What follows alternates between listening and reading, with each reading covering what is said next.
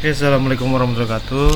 Oke, kita masuk di pembahasan kisi-kisi AAS atau asesmen akhir semester IPS kelas 7. Oke, langsung aja kita ke nomor 1 ya. Di sini disebutkan peserta didik dapat mengidentifikasi istilah Nusantara serta kaitannya dengan masa kerajaan di Indonesia dengan bijak. Jadi kalau ilustrasinya kayak gini, kisi-kisinya kayak gini yang harus bisa kita pahami. Yang pertama ya, di sini ditanyakan apa nih? Berkaitan dengan Nusantara, gitu ya.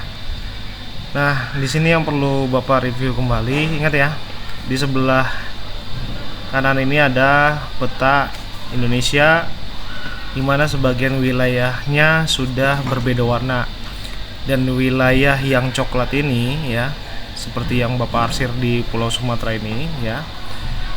Ini merupakan wilayah yang diduduki oleh satu kerajaan yang waktu itu sangat besar dan kedudukannya ada di Pulau Jawa, gitu ya.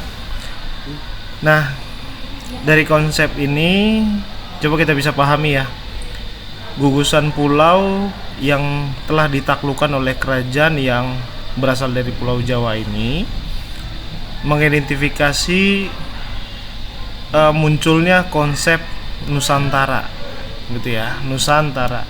Nah, secara harfiah Nusantara ini kalau bisa kalian ingat berasal dari dua suku kata, gitu ya, Nusa dan Antara, gitu ya,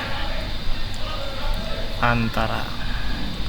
Ya, kalau kita bisa pahami, Nusa itu bisa diartikan sebagai pulau, jadi Antara ini bisa diartikan sebagai gugusan ya, antara gugusan gitu ya, jadi bisa diartikan sebagai gugusan pulau-pulau. Nah, di sini yang perlu dipahami adalah konsepsi Nusantara ini berkembang di masa kerajaan apa gitu ya. Kalau yang bisa kita pahami dari gambar yang Bapak sediakan adalah sebagian besar Pulau Jawa sebagai basis daripada kerajaan tertentu, kemudian wilayah yang dipengaruhi dan dijajah yakni Sumatera secara keseluruhan, semenanjung Malaysia, pesisir kepulauan Kalimantan, dan juga pulau-pulau lainnya yang ada di wilayah timur Indonesia. Nah, kira-kira kerajaan apa yang dimaksud, gitu ya. Oke, kita beranjak ke soal nomor 2. Di sini dibilang peserta didik dapat menjelaskan asal-usul istilah Indonesia berdasarkan etimologinya dengan baik. Nah, sama seperti penjelasan tadi, kita di soal nomor 1 dan nomor 2 ini masih berkaitan dengan asal-usul penamaan Indonesia dan juga Nusantara. Nah, di sini Indonesia dalam sejarahnya diidentifikasi sebagai wilayah yang tidak terpisahkan dari India, gitu ya.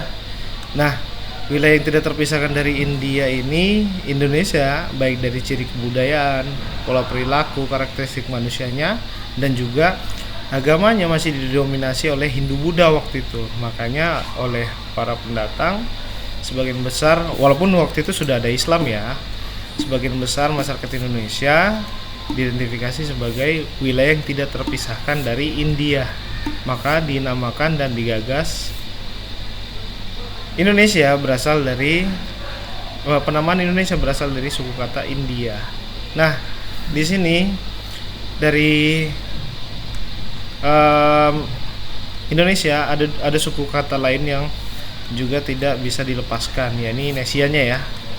Nesia ini berasal dari bahasa Yunani, serapan dari Nesos, gitu ya. Berbeda dengan Nusa tadi. Kalau Nusa tadi kan berasal dari bahasa Sanskerta, kalau Nesos ini berasal dari bahasa Yunani. Nah, Nesos sama artinya juga pulau, gitu ya. Nah, jadi Indonesia diidentifikasi sebagai India kepulauan. Kalau Nusantara tadi kan gugusan kepulauan, kalau kalau Indonesia adalah India kepulauan. atau Kepulauan India. Seperti itu ya. Bisa dipahami ya? Oke, itu soal nomor 2. Nah, untuk soal nomor 3, bunyinya peserta didik dapat mengidentifikasi contoh kearifan lokal di Nusantara yang berkaitan dengan pelestarian lingkungan. Nah, di kelas 7, tentu yang berkaitan dengan pelestarian lingkungan itu di pertemuan-pertemuan sebelumnya sudah Bapak jelaskan. Kalau dia melakukan pelestarian lingkungan, kalau tingkat sederhananya itu contohnya apa? Dia ikut kerja bakti gitu ya. Ya, atau baksos gitu ya, baksos gitu ya. Terus kalau misalnya berbasis kearifan lokal itu apa kira-kira? Bapak pernah menjelaskan contohnya yang paling bisa kita pahami adalah di kampung Bapak itu di Sumatera, baik di Sumatera Utara maupun di Sumatera Barat ada upaya dari masyarakat sekitar untuk bisa tidak memanen itu ya, atau memancing, atau posisi lainnya ya yang dapat mengurangi jumlah populasi ikan tertentu. Nah, ini di masyarakat lokal dilarang gitu ya. Ini dilarang karena tidak berkesesuaian dengan nilai-nilai yang berlaku di masyarakat tertentu.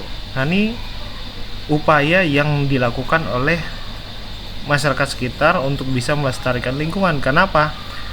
Ikan di wilayah tertentu di Sumatera sana, di kampung Bapak, itu bagian dari rantai makanan yang tidak terpisahkan, terutama untuk masyarakat wilayah pedalaman yang biasanya mengkonsumsi ikan air tawar. Nah, di sini yang perlu kita pahami apa?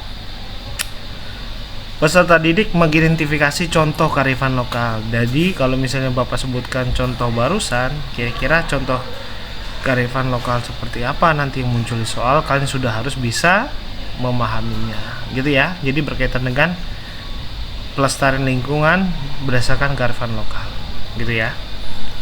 Oke, terus soal nomor 4. Peserta didik dapat mengenali sistem irigasi tradisional yang digunakan di Indonesia untuk mengelola sumber daya air dengan tepat. Nah, dalam sejarahnya ya, dulu udah jauh banget itu ketika berbicara tentang rasi bintang ya. Rasi bintang ini muncul di masyarakat Sumeria ya. Sumeria itu yang di wilayah Jazirah Arab itu.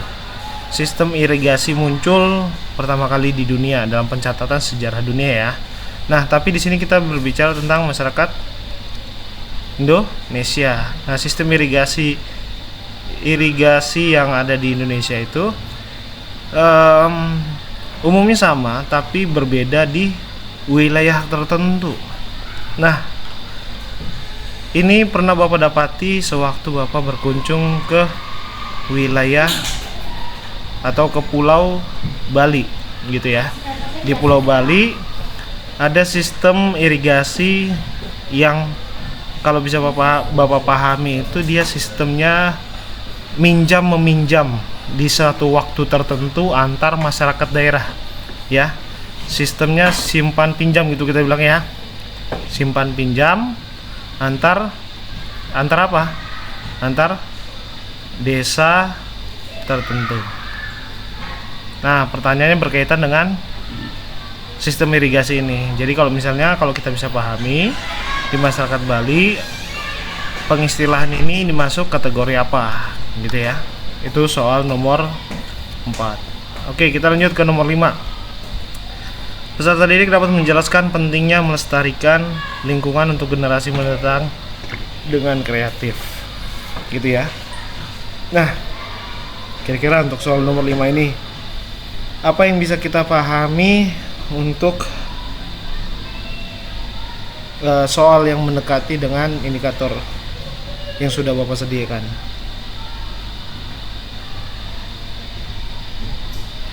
Di sini yang perlu kita pahami adalah bagaimana sini ya.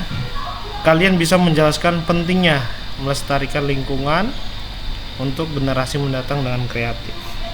Nah, soalnya ini adalah berkaitan dengan yang pernah Bapak jelaskan, pembiasaan gitu ya. Jadi ada proses pembiasaan yang nanti akan menjadi pola ya, pola perilaku dan itu biasa berlaku rutin di masyarakat gitu ya. Tuh. Nah, untuk soal ini tidak begitu bisa Bapak jelaskan secara spesifik karena dari indikator sudah mencerminkan gitu ya.